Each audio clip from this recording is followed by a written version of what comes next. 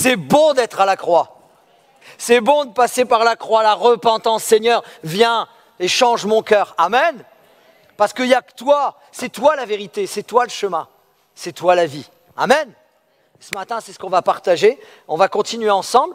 On peut mettre peut-être la référence. Voilà, merci. Voilà, je suis. Alors, c'est pas moi la vérité, hein. C'est Jésus. Le je suis. Le je suis. C'est important le je suis. C'est Jésus qui dit je suis. Et ça signifie je suis Dieu. Vous savez, qu'a-t-il dit Dieu à Moïse? Quel est le nom? Quel est le Dieu que je vais leur annoncer? Quel est ton nom? C'est quel Dieu? Souvenons-nous, il venait d'Égypte. Il dit le je suis. Alléluia.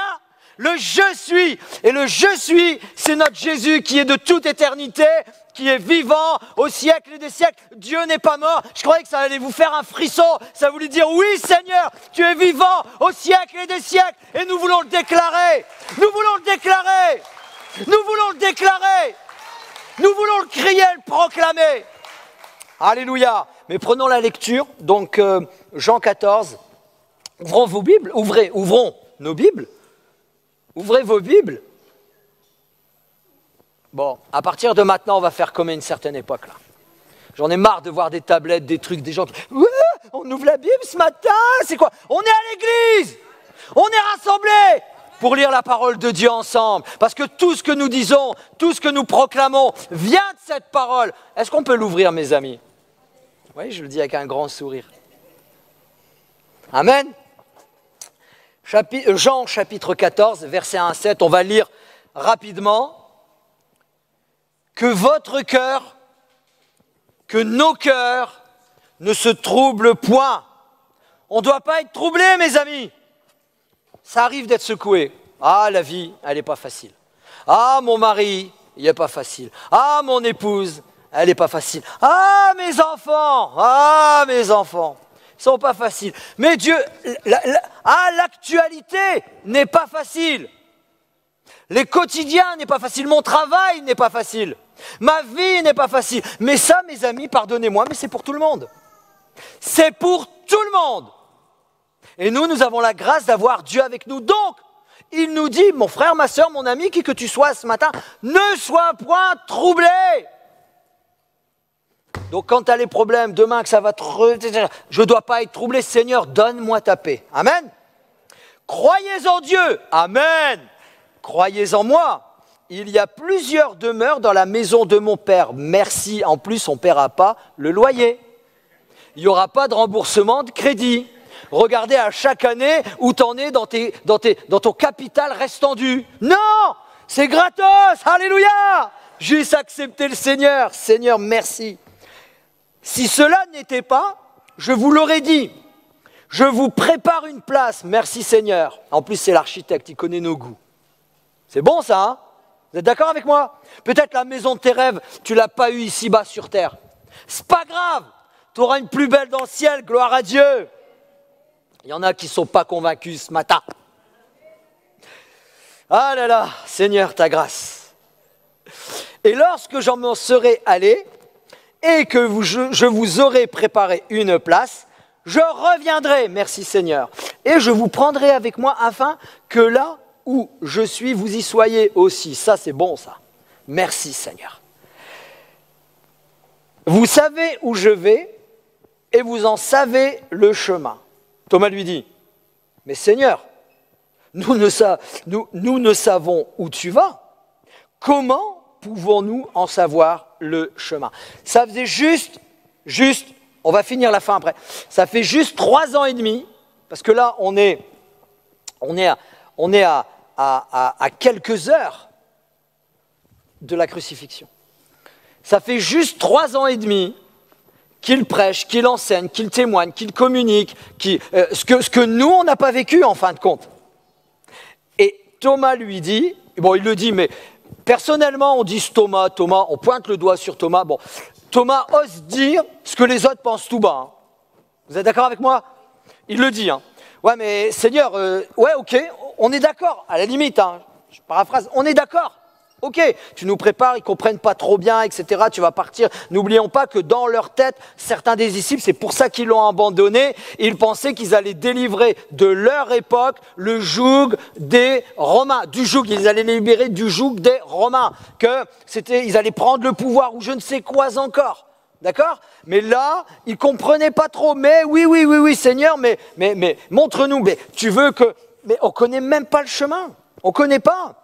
On ne connaît pas, on ne sait pas où tu vas. Comment? Non, ouais, voilà. On ne sait pas où tu vas, comment en connaîtront le chemin? C'est pas faisable. Et Jésus lui répond cette phrase extraordinaire, puissante et véritable. Jésus lui dit, c'est moi. C'est moi. Ça fait 3 ans et demi que je suis avec toi. Ouvre les yeux. Je dirais, ouvrez les yeux. Vous savez qu'il y a des choses dans nos vies, dans ta vie, dans la mienne, il faut du temps pour les comprendre. Il faut du temps pour les assimiler et il faut du temps également pour le vivre. Alors des fois, pour certaines personnes, ça met 1, 2, 3, 4, 5 mois, années, et il y en a beaucoup plus. C'est pour ça qu'on est sur le chemin, sur ce chemin, à des endroits différents.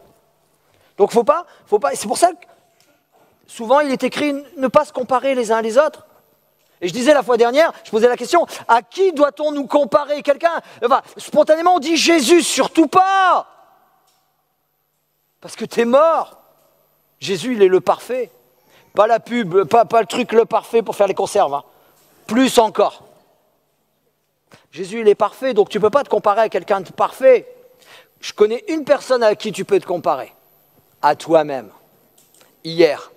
Est-ce que j'avance? Est-ce que je progresse? Est-ce que je comprends les choses? Est-ce que ce que je lis, je l'assimile? Est-ce que je le mets en pratique? Est-ce qu'hier, j'ai compris? Est-ce qu'aujourd'hui, je peux avancer plus qu'hier, plus que la semaine dernière, plus? Ou alors, je suis là, ce matin, je loue le Seigneur, j'adore Dieu, alléluia, je donne ma dîme, je prends le pain, le vin, j'ai compris le contexte, mais je passe à côté. Seigneur, aide-nous à saisir ta parole ce matin et vraiment à la mettre en pratique. Amen. Même si elle est imparfaitement communiquée, transmise. Je suis un malheureux petit homme. Mais le Saint-Esprit est tout-puissant. Le Saint-Esprit est en chacun d'entre nous. Et je crois qu'il va, selon le besoin, selon la parole qu'on va partager ensemble, il va pénétrer nos cœurs. Seigneur, que je puisse mettre en pratique ce qui rentre dans mon cœur. Amen. Non, amen. Pas de problème. Amen, c'est qu'il en soit ainsi. Seigneur, que je le saisisse. Oui, je suis le chemin, la vérité et la vie. Nul ne vient au Père que par moi. Si vous me connaissiez, vous connaîtriez aussi mon Père. Et dès maintenant, vous le connaissez et vous l'avez vu. Amen. Le chemin, la vérité, la vie. La fois dernière, on a vu ensemble. Le chemin. Ce matin, nous allons voir la vérité. On sait tous, ou on peut tous, proclamer que Jésus est la vérité. D'accord ou pas? Je vous invite à me l'expliquer pourquoi. Je vous invite à expliquer à vos voisins, à vos amis, à votre patron, aux gens qui vous entourent, à vos enfants, pourquoi Jésus est la vérité. Pourquoi, Seigneur, tu as dit à ce moment-là, je suis le chemin, c'est simple. Je suis la vie, c'est simple. Mais la vérité. Je vous assure que je suis allé chercher un petit peu la définition de la vérité. J'ai eu mal à la tête. J'en ai encore mal d'ailleurs. C'est complexe. La vérité. Vous savez que la vérité pour quelqu'un n'est pas forcément 100% la vérité pour quelqu'un d'autre. En règle générale, je parle. Vous comprenez ce que je veux dire ? Même la définition, elle est abstraite, je ne l'ai pas retenue, puisque, waouh! Et j'ai cherché différents personnages dans notre histoire qui ont parlé sur la vérité, qui ont défini la vérité. Je vous dis, j'ai encore mal. Non, je fais une image, mais c'est très complexe. C'est même à la limite, philosophique. Mais nous, on ne veut pas faire de philosophie. On veut être clair, on veut comprendre. Seigneur, montre-nous c'est quoi la vérité. Et aujourd'hui, mes amis, à l'heure où on échange, à l'heure où on parle, tout le monde, beaucoup de gens, la plupart des gens, des hommes, des femmes, de nos contemporains, proclament qu'ils ont la vérité. que ce soit des idéaux politiques, que ce soit des idéaux philosophiques, que ce soit des idéaux religieux. J'ai la vérité. Mais nous ne proclamons pas détenir la vérité. Nous déclarons que nous suivons celui qui a dit « Je suis la vérité ». Ce n'est pas la même chose. Ce n'est pas la même chose. C'est Jean qui utilise, l'apôtre Jean, on peut dire l'évangéliste, celui qui a écrit l'évangile de Jean et les épîtres de Jean. C'est Jean qui utilise cette famille de mots sur la vérité. Plus que tous les autres auteurs du Nouveau Testament, il insiste véritablement sur ce terme, la vérité, dans plein de domaines, dans plein de versets. C'est pour ça qu'on va le retrouver dans différents versets.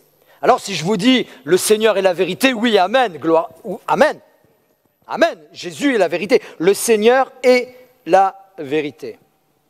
Mais Jésus n'enseigne pas seulement la vérité. Vous savez, des fois, même, comment dire, j'ai aucune étiquette politique depuis que j'ai l'âge de voter. Hein. La première fois que j'ai voté, j'avais 18 ans. J'ai cherché, j'ai gratté ma tête, hein, essayé de comprendre un petit peu avec le peu d'arrière-plan de connaissances que j'avais. J'ai jamais trouvé ma place. Depuis tout jeune, j'ai apolitique. Voilà, je me déclare apolitique. Mais dans mon apolitique, je ne sais pas où vous en êtes, hein, vous avez le droit d'avoir des idéaux politiques. Hein, ça, c'est pas le problème. Hein. Et puis on n'est pas là pour en parler. Mais dans mon apolitique, ça veut dire, je m'y retrouve dans personne. Mais beaucoup de gens disent des vérités. Vous voyez ce que je veux dire? Mais dire une vérité, est-ce que je vis selon la vérité que je dis? Vous me suivez? Tu peux dire, moi j'ai été déçu d'entendre des hommes des hommes et des femmes, bien sûr, de tout horizon qui affirmaient des choses et qu'à un moment donné ou à un autre, il y a un scandale qui tombe, tout tombe sur ce qu'ils s'appuyaient, sur ce qu'ils communiquaient, sur ce qu'ils disaient, que c'était des mensonges, qu'ils n'y croyaient même pas. J'ai même vu un film, il y a quelques années, vous pouvez le voir, et je vous invite même à le voir, j'ai plus le titre, c'est avec, je ne sais plus d'ailleurs, je ne sais même plus avec qui il était, non, je ne sais plus, mais peut-être ça va me revenir quand je vous parle. C'est un film hollywoodien sur l'enlèvement de l'Église.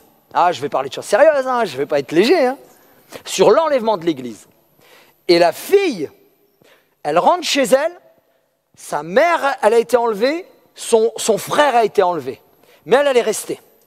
Et son père, il est pilote d'avion, il est dans l'avion à ce moment-là, et ce qui se passe, c'est que sa collègue à lui se fait enlever. Mais lui, il ne comprend pas hein, sur le coup, mais après, au fur et à mesure du film, tout le monde va commencer à comprendre. Mais elle, la fille, elle est très intelligente.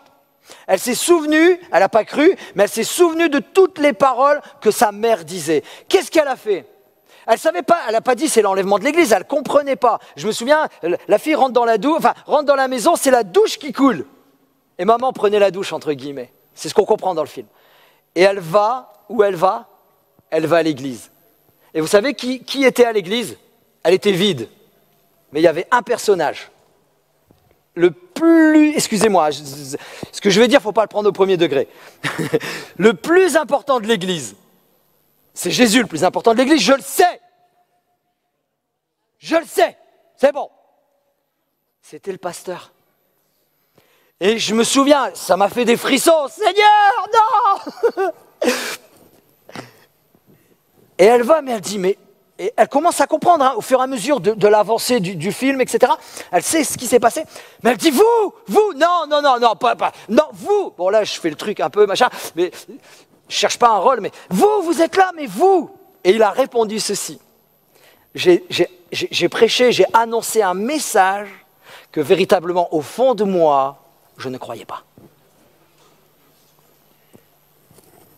Et ça, croyez-moi, quand on voit ça, je devrais le regarder plus régulièrement, mais waouh, Seigneur. Seigneur, ta grâce. Seigneur, fais-moi réfléchir.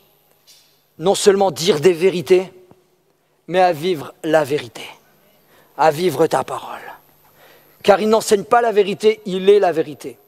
il est l'incarnation, c'est très fort, il est l'incarnation de la vérité. Qu'est-ce qu'il a répondu?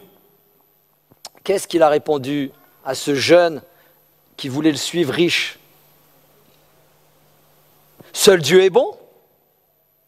Seul Dieu est bon. Mon bon maître, il l'avait appelé. Mais seul Dieu est bon. Vous êtes d'accord?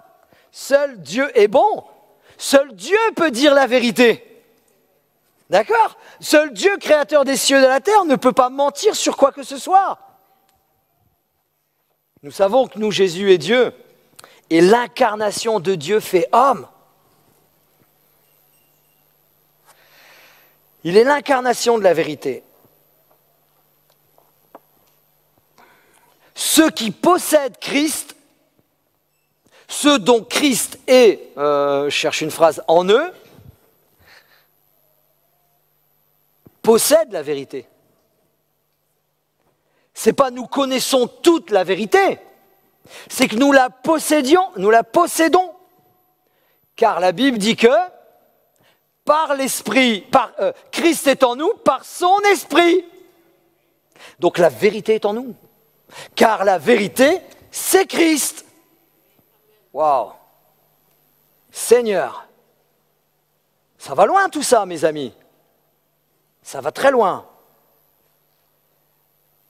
Elle ne se trouve nulle part ailleurs. Souvent on dit, il y a des chants, et j'ai rien, je ne veux pas commencer à réécrire les chants, à réécrire... Non, souvent on dit, descends Saint-Esprit... Ça fait 2000 ans qu'il est descendu. C'est comme si je suis dans ma chambre, je travaille ou je dors, puis Sylvie m'appelle, viens. Mais non, je suis en bas, pardon. Puis elle m'appelle dans la chambre, descends. Mais non, je suis là, bébé, descends, bébé, je suis là. Mais descends, mais je suis là, je te dis, descends. Non, je suis là. Pardonnez-moi, on fait la même chose avec le Saint-Esprit. Je m'excuse de vous choquer ce matin, mais c'est une réalité. Le Saint-Esprit est venu il y a 2000 ans. Il erre. Il y a deux sortes d'onctions. Ce n'est pas qu'il y a deux onctions, attention. Il y a deux sortes d'onctions. On peut définir l'onction par deux manières différentes. L'onction parce que c'est le Saint-Esprit, d'accord? C'est ce que le Saint-Esprit fait à l'intérieur de nous. Il nous change, il nous transforme car il est la vérité. Il nous conduit vers la vérité. Notre vérité, des fois, elle peut être changée par le Saint-Esprit. On pense que ça, c'est comme ça, il faut faire de telle manière, etc. Nos connaissances, et je parle aussi bien bibliques, dites religieuses, mais aussi d'autres formes de connaissances, de croyances, pardonnez-moi, de croyances, etc. Et le Seigneur, ça, il nous le travaille tout le temps. Et soit on accepte, soit on refuse dans nos caractères, dans notre façon d'être, dans notre façon de voir les choses, etc. Et c'est là où le Saint-Esprit travaille en nous et il nous transforme. La Bible nous le dit de gloire en gloire, parce que c'est une gloire et une grâce de se laisser transformer par le seul et l'unique qui dit « Je suis la vérité qui vit en nous ». Alléluia! Mais il y a également l'onction qui se répand, pardonnez-moi du geste, je ne suis pas du tout efféminé ou quoi que ce soit, mais c'est comme ça. C'est comme ça, sur nous, pour faire quelque chose, pour agir, pour prier, pour prendre autorité, pour saisir la puissance de Dieu. Parce que mon frère, ma sœur, toi qui baisse la tête comme ça, qui marche comme ça, tu as une puissance en toi illimitée, car Jésus est la vérité. Alors à un moment donné, il faut se lever, il faut vivre avec ce qu'on a. Alléluia. Arrêtons de vivre à côté du trésor que l'on possède. Arrêtons de vivre à côté du trésor que l'on possède. C'est un trésor inestimable. Et c'est ce Jésus qui dit « Je suis la vérité, toute la vérité est en toi, rien que la vérité. » Levez la main droite et dis « Je le jure. » Non, je plaisante. Je plaisante. Parce que c'est la vérité. Et nous devons être des hommes et des femmes de vérité. Donc vivre en conformité avec ce que nous représentons. Et je ne parle pas de perfection, de vérité. Ça vous est déjà arrivé de mentir? Moi oui. Converti, oui. Thomas disait ce que les autres pensaient tout bas, tout haut, ce que les autres pensaient tout bas. Je peux vous raconter, pas des dizaines d'histoires, mais 2-3 histoires sur le mensonge, tant qu'on revient sur la vérité. Voyez la différence, on vit sous la culpabilité ou on décide de se repentir. Un jour, je reçois juste un petit papier chez mes parents. J'étais converti, vous êtes convoqué au commissariat. Moi, jamais de la vie. Alléluia, j'étais à l'église hier. Ma mère, elle me dit, donne-moi le papier. Qu'est-ce qu'ils ont dit? Rien. Ok, ils ont fait une erreur. Et j'y vais, c'est vrai que je ne savais pas. J'arrive là, je tombe sur un policier. Monsieur, vous étiez où tel jour, telle date? Je dis, et vous? Comme ça, spontané, j'ai cette spontanéité. Et je dis, ben et vous, monsieur? Il me dit, c'est pas moi qu'on interroge, c'est vous. Ben je dis, monsieur, vous me demandez, il y a 2 ans où j'étais tel jour, telle date, et machin, et vous? Moi, je m'en souviens pas. Mais dès qu'il dit ça, je vous promets que c'est vrai, dès qu'il dit ça, dans mon cœur, je sais où j'étais. Ah ben oui. Mais moi, j'ai ma personnalité. Et tout, tac, tac. Et vous, vous étiez où? Bref. Et il me dit, voilà, ceci, bon, il y a des faits, il y a des faits, il y a un dossier, il y a tac, tac, tac, tac. Je ne vous raconterai pas, nanana. Il m'expose, puis moi, je suis ferme attitude. Je réfléchis. Ma future épouse, je ne suis pas encore marié, ou je suis marié, je ne sais plus. Elle m'attend devant, dans la voiture. Et je lui dis, non, je ne connais pas tes affaires, je ne sais pas. Je sors, je m'assois. Elle dit, bah alors, c'était quoi? Et je ne sais pas combien de temps je suis resté, elle pourrait peut-être nous le rappeler. Je dis, voilà pourquoi ils m'ont convoqué. Elle me dit, bah alors, t'as dit quoi? J'ai dit que j'en savais rien. Et c'est quoi la vérité? J'ai fait ça, c'était bien décrit. Je dis, t'inquiète, ça va aller. Mais non, ça ne va pas aller. Le lendemain, je me lève de bonne heure. On n'habitait pas ensemble, je ne sais plus si on était mariés ou pas. Bref, si on était mariés, on habitait ensemble, je vous le dis. Si on n'était pas mariés, on n'habitait pas ensemble. Ah, vous ne m'aurez pas.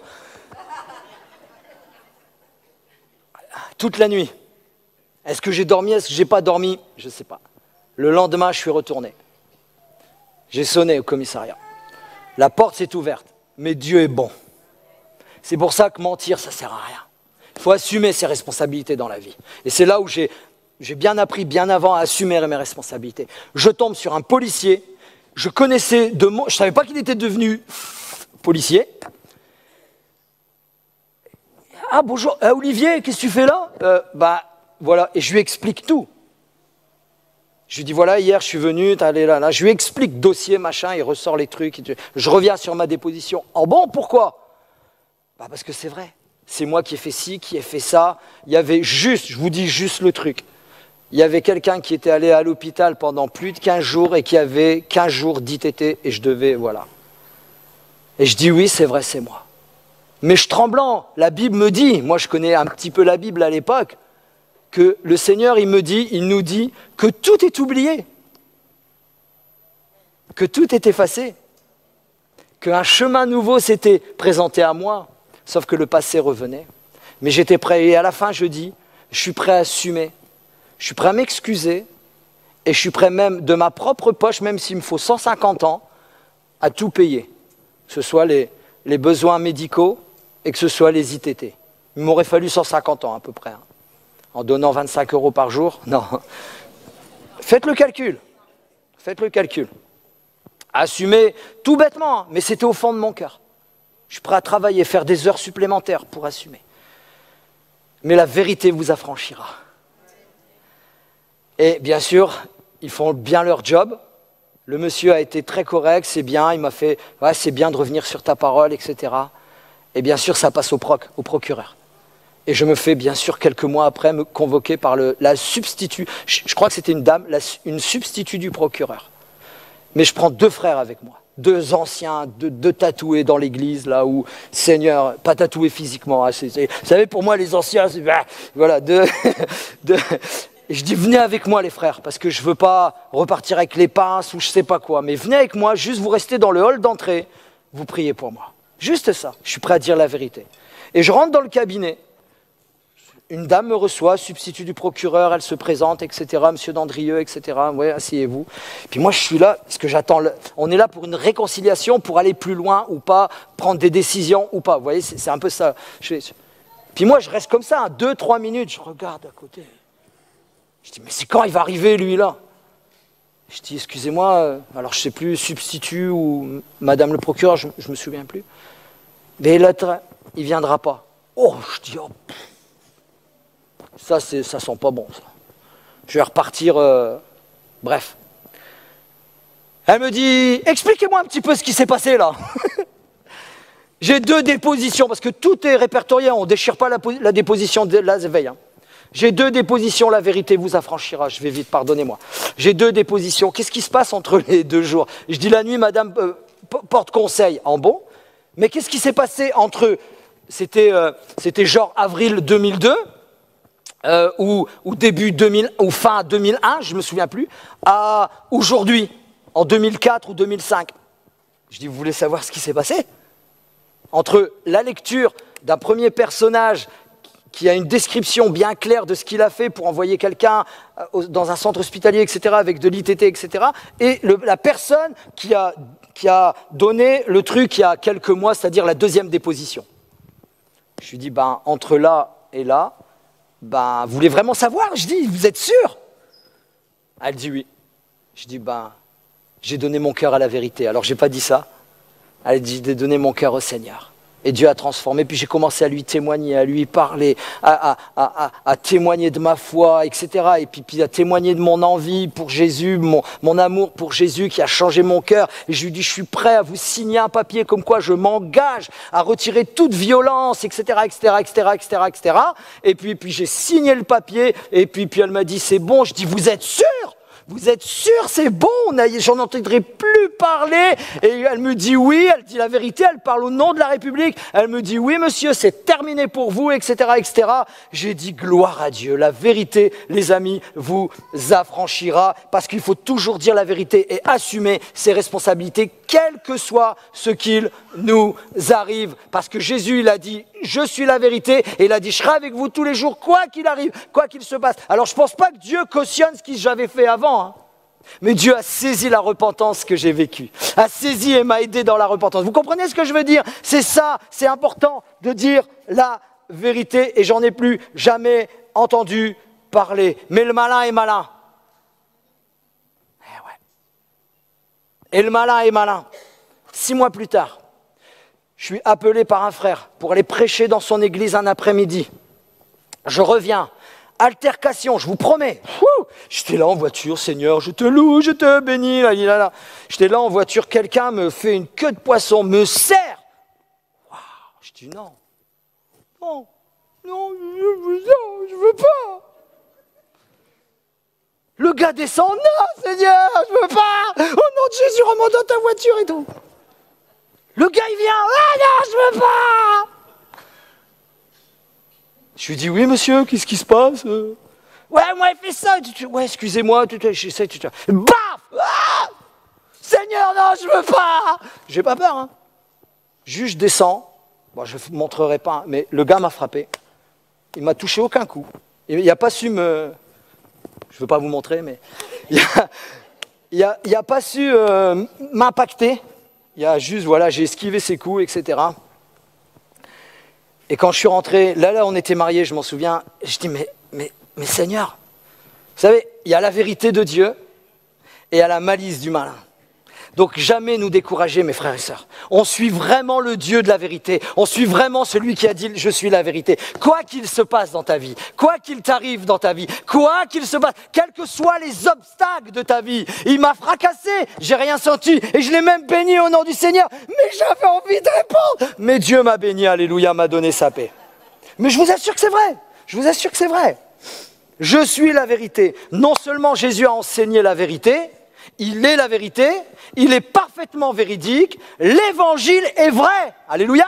On peut amener plein de preuves, plein de choses, plein d'arguments. Si nous croyons la vérité de Jésus, si nous acceptons son enseignement, nous recevons le salut. Est-ce vrai ça?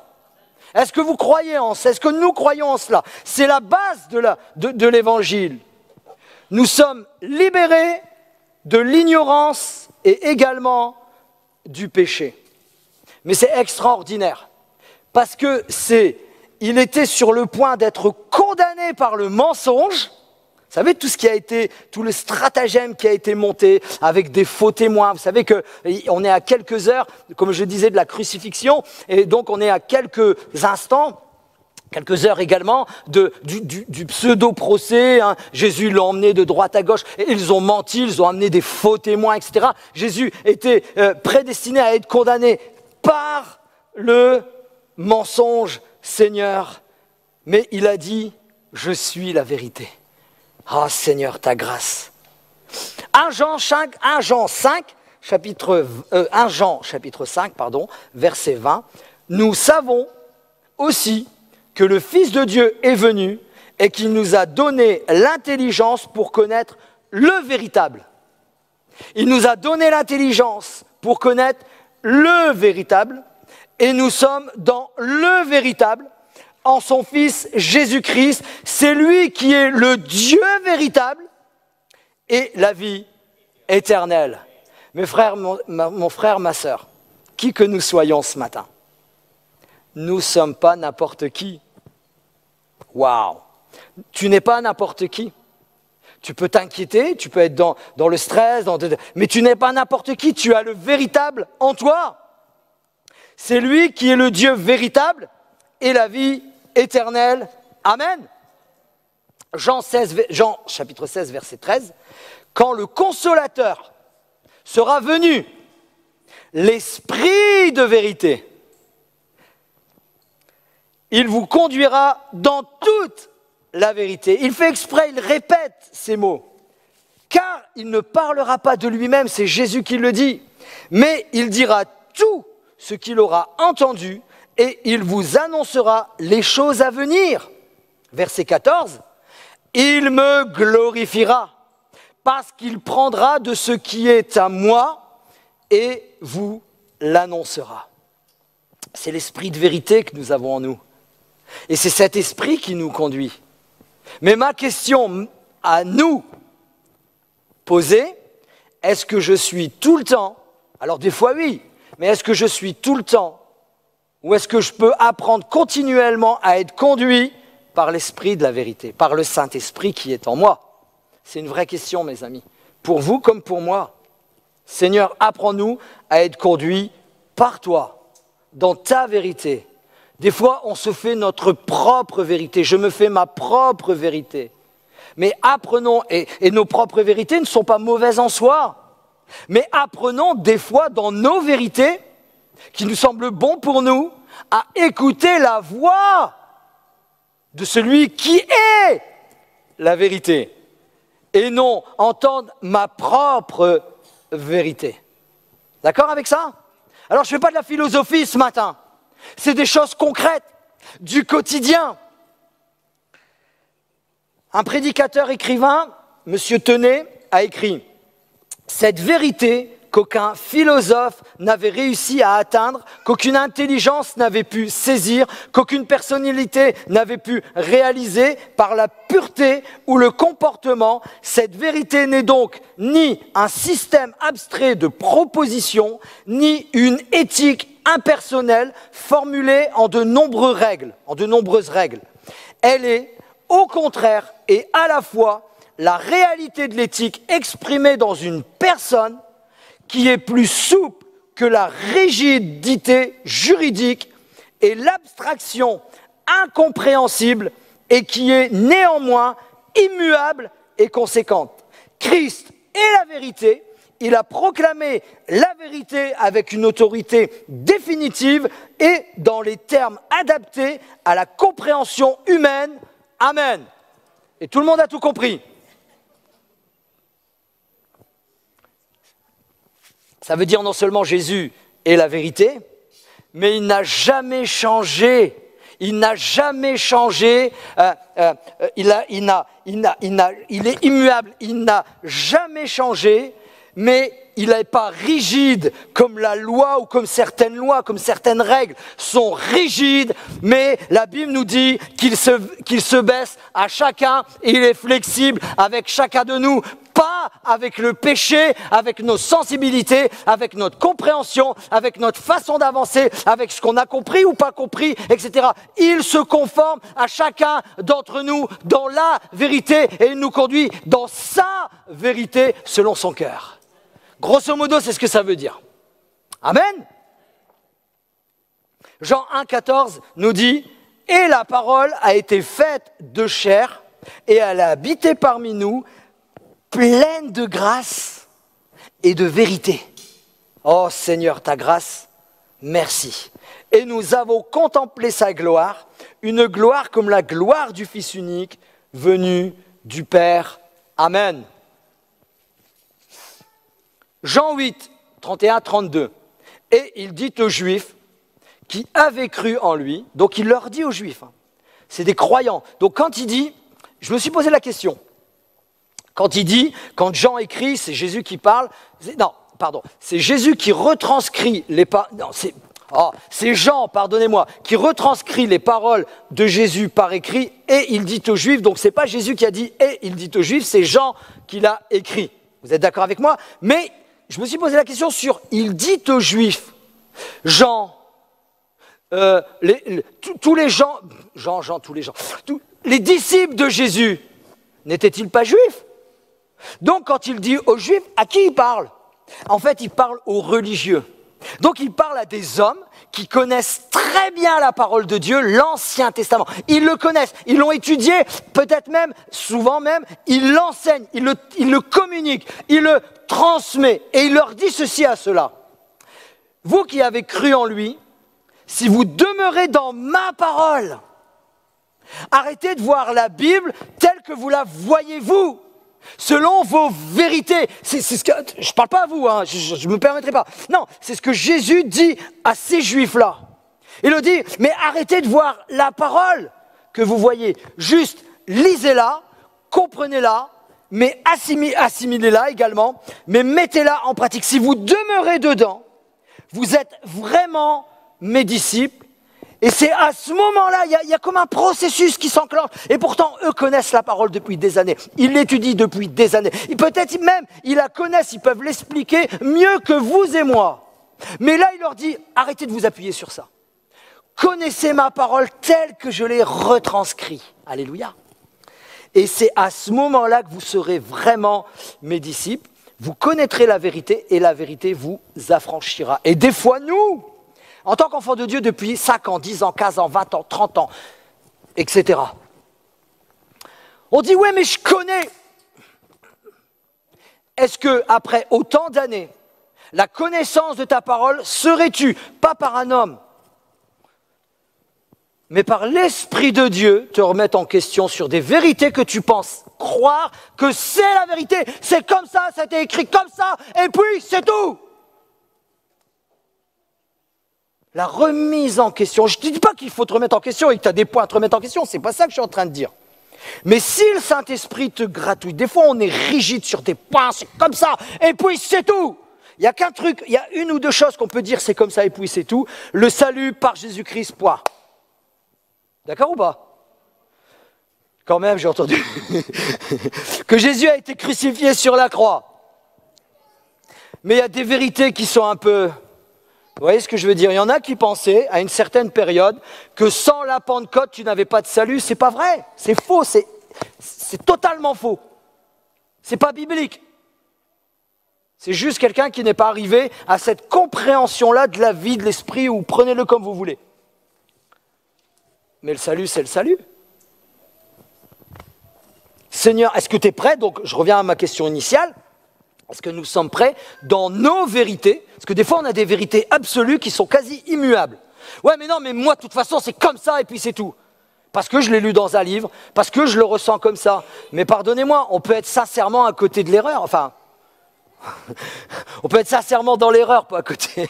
On peut être sincèrement dans l'erreur. Vous êtes d'accord avec moi? Enfin, est-ce que c'est bon? Je suis compréhensible. Allez, pour terminer. Jean 4, 24. Dieu est esprit et il faut que ceux qui l'adorent en esprit et en vérité. On le connaît par cœur. et on est prêt à l'exposer. Je suis convaincu, si vous auriez soit le courage ou l'envie ou le désir, je mets 10 personnes, et dis-moi ce que ça veut dire en esprit, en vérité. Et chacun aurait plus ou moins une communication plus ou moins différente. Et il y en a qui diraient, oui, mais Dieu est esprit, donc il faut qu'on l'adore en esprit, par son esprit. Ok. Bon, je ne vais pas citer toutes, hein, l'heure se passe. Eh bien non, c'est que notre adoration doit être dénuée de toute comédie et d'hypocrisie. Voilà ce que ça veut dire.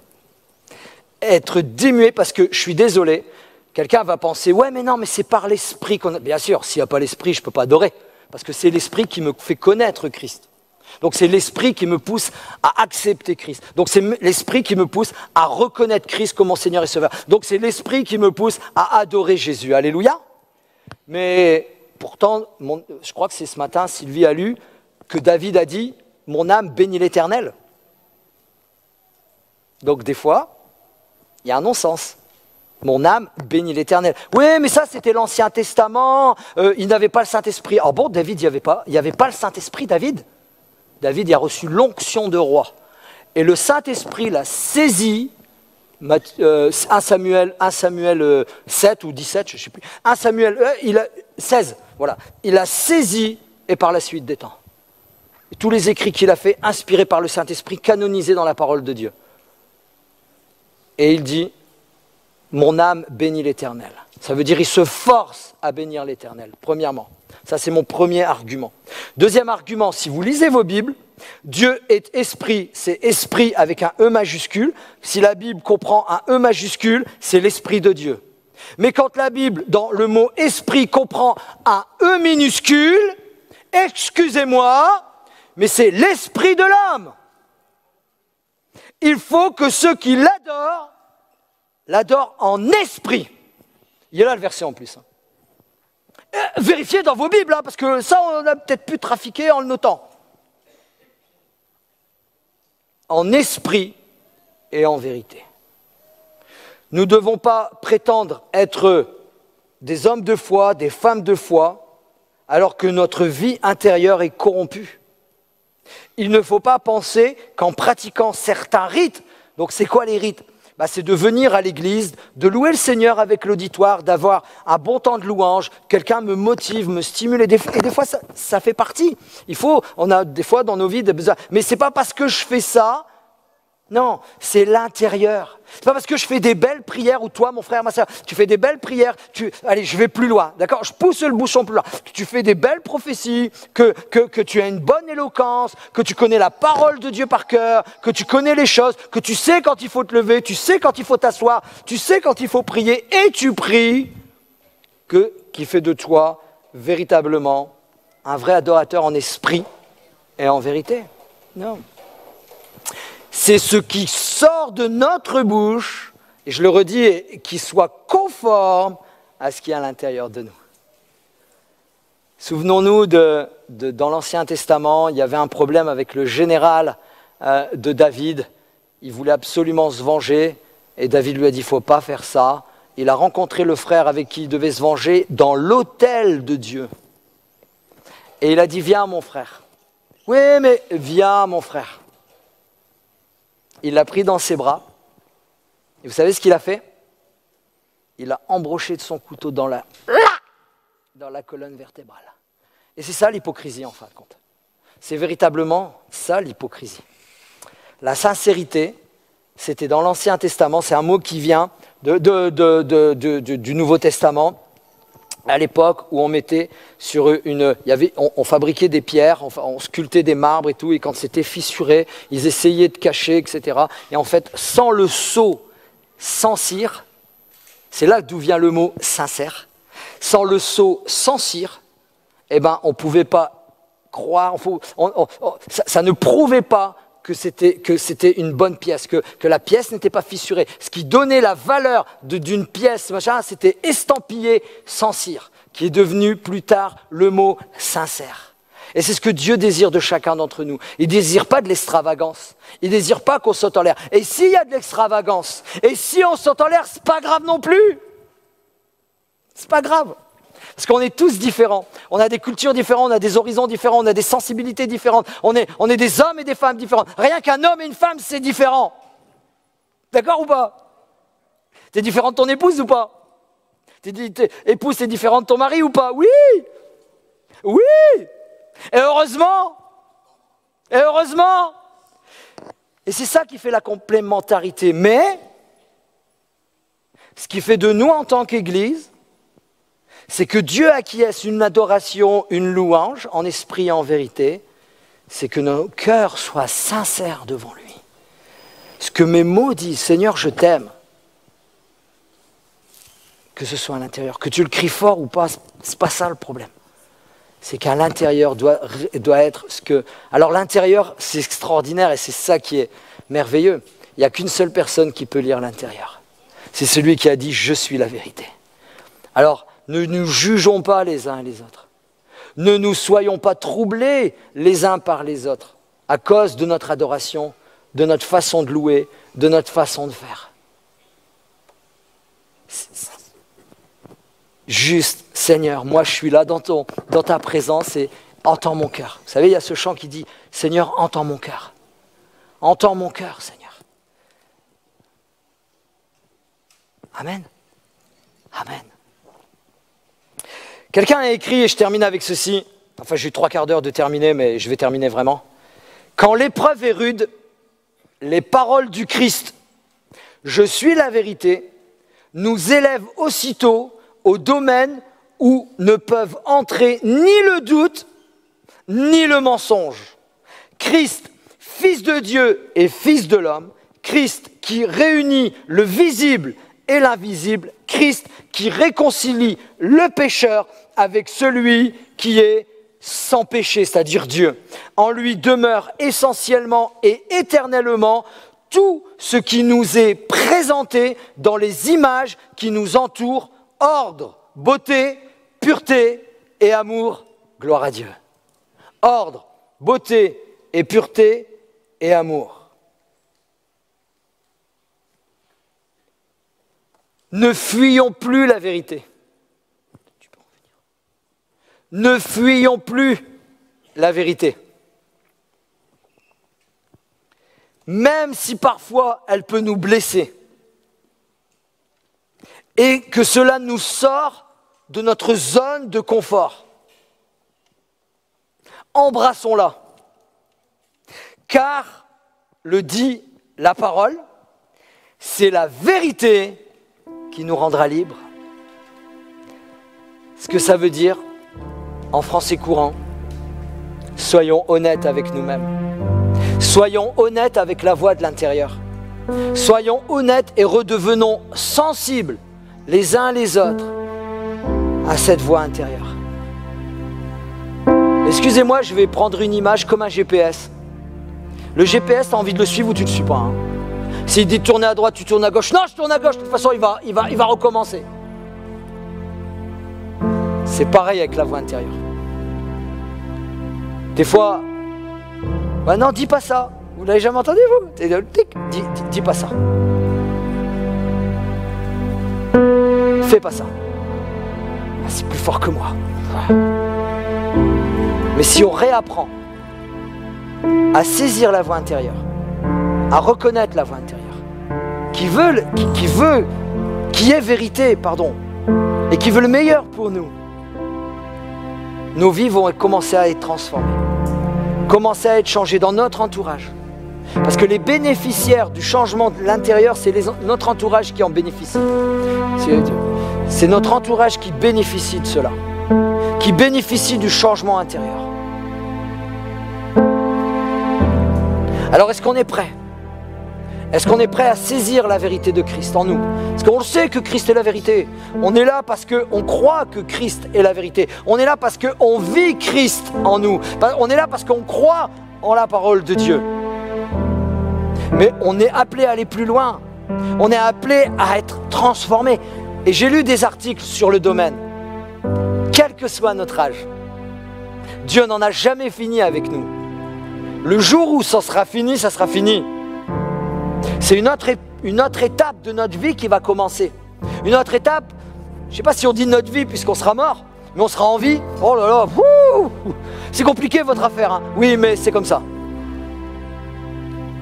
On sera pour l'éternité avec le Seigneur. Et là, il y aura la félicité, il y aura le bonheur, il y aura la paix, il y aura la joie, il y aura l'harmonie, il n'y aura plus de maladie, il y aura la grâce, il y aura la bénédiction. Amen, amen, amen, le petit vient de dire. Mais nous sommes appelés à commencer à le vivre ici-bas, dans la paix, avec Dieu. Je parle de paix intérieure, je parle de relation avec Dieu, je parle de se regarder vraiment dans la glace, même si ça fait peur par moments, de regarder à nos propres cœurs, de sonder nos cœurs, de revenir à la vérité, à la vérité quotidienne. La vérité, on la connaît, c'est Christ, mais à nos vérités quotidiennes, à nos changements de cœur. Seigneur, viens me transformer, viens me changer encore. Seigneur, aide-moi à saisir ce que toi, tu veux me dire sur telle et telle chose, sur tel et tel point, sur mon attitude, sur ma façon d'être, sur ma façon de faire, sur ma façon de penser. Penser quoi? Pas penser dans les grandes largeurs, non, non. Penser sur ma façon que je pense vis-à-vis de mon frère, sur la façon que je pense vis-à-vis de mon mari, même quand il m'énerve, de façon que je pense vis-à-vis de mon épouse, même quand elle m'agace, la façon que je pense vis-à-vis de mon patron parce qu'il me saoule. C'est pas vrai, hein, c'est pas mon exemple, hein, le patron il me saoule pas. Hein. Comprenez ce que je veux dire? Mon frère, ma soeur, mon ami, mon voisin, mon garçon, mon fils, mon beau-fils, ma belle-fille, mes petits-enfants, mes enfants, mon entourage. Seigneur, transforme-moi. Que la vérité m'affranchisse. Que je sois vrai avec moi-même. Et quand on est vrai, après on a toute liberté. Oui, c'est vrai aussi. Il y a un détail important. Quand on est vrai avec nous-mêmes, avec Dieu, on a toute liberté. Et c'est là quand on commence à dire des choses, quand on commence à proclamer des choses, quand on commence à louer, quand on commence à adorer, qu'il se passe des choses. Après on dit, mais Seigneur, pourquoi tu ne m'écoutes pas? Pourquoi tu ne réponds pas à la prière que ça fait 152 ans que je te prie là? Mais c'est pas moi qui ne veux pas, c'est toi qui ne veux pas. Parce que tu te bloques intérieurement. Tu te mens à toi-même. Seigneur dit, bas les masques. Bas les masques. Le monde autour de nous a réalisé qu'il faut vivre parfois avec un masque. Ils le savent. On sait comment faire. Ça va? Oui. On ne peut pas raconter ses misères à tout le monde. Ça va? Oui. Ça va, on n'a pas de problème ensemble? Non. T'es sûr, on peut pas en discuter, boire? Non, ça va. Seigneur, il sait tout. Jésus lui dit, je suis le chemin, la vérité et la vie. Nul ne vient au Père que par moi. Amen. Quiconque cherche la vérité, même sans le savoir, cherche Dieu. Quiconque. Est-ce qu'on peut prier ensemble, mes amis? Est-ce qu'on peut prier ensemble, avoir ce temps de recueillement, ce temps d'examen personnel, ce temps de dire, Seigneur, montre-moi ta vérité, montre-moi... Merci, je crois que tu es la vérité depuis tant d'années, Seigneur. Je sais que tu es la vérité. Tu ne dis pas seulement la vérité, tu es la vérité. Tu n'as pas seulement proclamé des vérités, tu es la vérité.